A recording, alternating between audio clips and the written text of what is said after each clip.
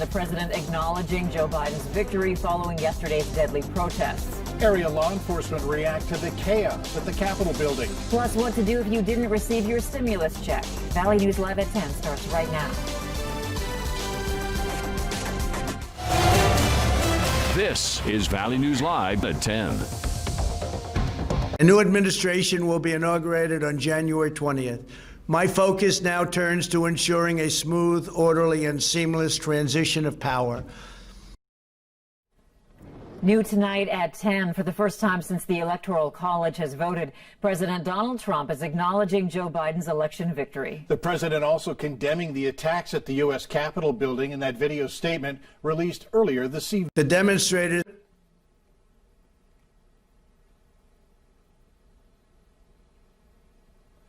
A day after the riots at the Capitol, new fencing has been put up around the White House complex. Workers installed the fencing today around the perimeter of the White House. It's similar to what was seen last year during the summer protests, the Republican National Convention, and around Election Day.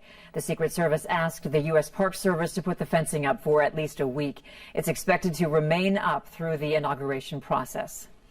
More than 50 Capitol and Washington police officers were hurt yesterday with some serious injuries. As Valley News Team's Courtney Lockie found out, for those who wear the badge, what happened at the Capitol building is a stark reminder of how dangerous their jobs can be. But the individual valor and the courage and the response from these individual officers is always, I don't care how long you're in the business, it's breathtaking. During his 40-year career in law enforcement, Dave Ebinger says he's seen his fair share of violence, especially during his 28 years in Little Rock, Arkansas. We had incidents that were somewhat similar to some of the social upheaval we've seen over the summer. He would later come to Moorhead as police chief, where he would finish out his career 3 years ago. Like most, Wednesday's chaos in D.C. has him scratching his head. Proper tactics should have contained this, and I think there's going to be a long, hard look at evaluating what worked and what didn't. As he watched what are now being called domestic terrorists storm the Capitol, he says he thought about the officers locally and what they went through last summer in downtown Fargo. With time and with training, you don't get so tough it doesn't bother you. You get to where you can function through the fear. Ebinger says the trauma that comes along with facing this kind of violence takes a toll. He says officers need to walk through the events, understand them, and move past them. This is a career where you can make a huge difference in your community and make a difference for people when they need you the most. In Moorhead, Courtney Lockie, Valley News Live. Many police departments have mental health services for its officers. It's something Ebinger says needs to be done nationwide. Education Secretary Betsy DeVos resigned this evening, blaming President Trump for the rhetoric that fueled what she calls the unconscionable, violent invasion of the U.S. Capitol by a mob of Trump supporters. DeVos is the second member of Trump's cabinet to quit because of the riot. In her resignation letter, she acknowledges how impressionable children are watching all of this and learning from us. Speaking of that, today a couple of principals in Minneapolis addressed to their students how insurrectionists broke into the U.S. Capitol the day before. Heidi Wigdahl explains that during their address they gave advice to parents on how to speak to their kids about the events that took place.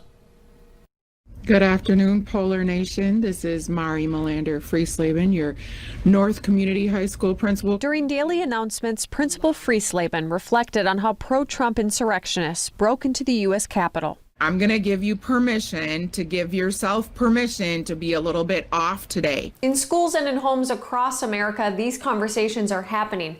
So how do you talk about it with your kids? Principal Friesleben says find an article from a credible source like the Associated Press. Use a headline and accompanying photo for the littles, the first few paragraphs for the middles, and the whole article for the bigs.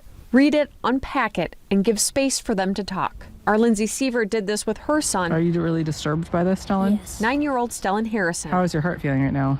Very bad. He should know better. Much better. It's okay to feel whatever you're feeling right now. Brett Stringer is the principal at South High School in Minneapolis, right in the center of the summer civil unrest.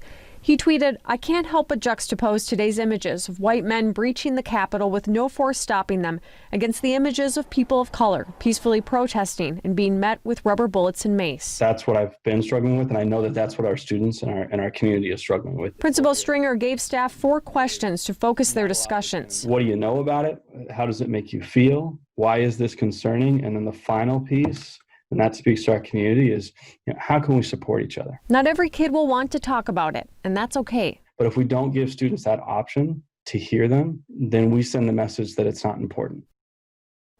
And if parents need support or guidance on how to speak on these issues, it's recommended to reach out to the school to see what resources are available. A very Minnesota protest scheduled for Saturday has been canceled. Ice houses were to line 3rd Street in East Grand Forks in protest of Governor Walz's mandatory pause of indoor dining. However, yesterday, Governor Walz eased up on those restrictions. Minnesota restaurants may open for indoor dining at 50% capacity beginning Monday. The organizer of this sit-in says he's canceling the event in light of the change and the civil unrest across the nation. The money was to be split between Joe's Diner and the Boardwalk, both facing legal action from the Attorney General for reopening early. The moment you're able to get the COVID vaccine is getting closer. Dr. Doug Griffin with Sanford says the general public will be able to start getting the vaccine in the next week or 2. If you are a Sanford patient, they're going to reach out to you by phone and leave messages through your Sanford MyChart, giving you instructions on how to get scheduled and where you'll go to get the vaccine. If you're not a patient, Dr. Griffin encourages you to sign up on Sanford's website, adding that many in the Fargo-Moorhead area are not affiliated with a healthcare system. Hopefully ramps up, that we will be able to need to manage this for many thousands of people. Healthcare workers doing well after getting the 2nd dose of the vaccine Monday. Some reporting worse symptoms than dose 1 and taking a day off from work. If you haven't received your stimulus check in 2020 or you didn't get the full amount that you were expecting, all is not lost. Those eligible can claim the recovery rebate credit on your 2020 tax forms. Depending on the circumstance, the credit will either increase the amount of your tax refund or lower the amount of the tax you owe. They're going to use your 2020 filing, your income tax filing, which will start later this month in January. You'll start to be able to file. As the mechanism for getting you your stimulus check if you haven't received it yet. Although the second stimulus check is still being distributed, if you have not received your full payment by the time you file your 2020 tax return, you may claim the recovery rebate credit for this payment as well. The 2020 instructions for your tax forms will include a worksheet that you can use to figure the amount of any credit that which you are eligible. You now have until October to get a real ID. The deadline has been extended due to COVID-19. The North Dakota Department of Transportation says the real ID will be required for anyone trying to board a plane who doesn't already have other federally recognized identification. Still ahead tonight on Valley News Live at 10, what's prompting an airline to pull booze from some of its flights? But first, your weekend might be gray, but there shouldn't be too much to worry about in the weather department. Nathan Hutch breaks it down for us next.